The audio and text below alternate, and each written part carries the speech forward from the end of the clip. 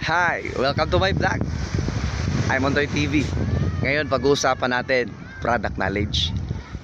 Dahil marami sa mga negosyante na kapag mayroon na silang staff na nakuha para tumulong, para magpalago ng negosyo, ay nakakalimutan nila na dapat yung staff na yon, kung ano ang alam mo as an owner, dapat alam din ng staff kung ano yung produkto na binibenta ninyo.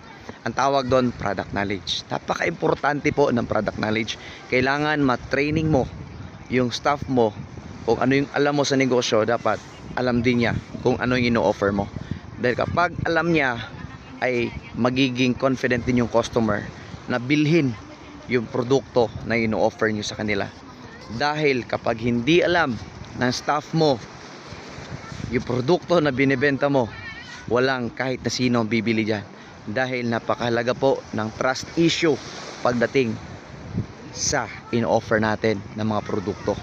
So lagi tandaan, lagi kang magti-train, lagi mong bigyan ng idea, turuan mo yung staff mo paano yung mga produkto, yung product knowledge dapat andun sa staff mo.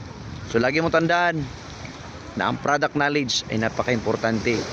So along the way, matututo ka kung ano pa yung dapat na ituro mo sa mga staff mo. Basta isama mo sa listahan mo, gawa ka na listahan, isama mo to, product knowledge.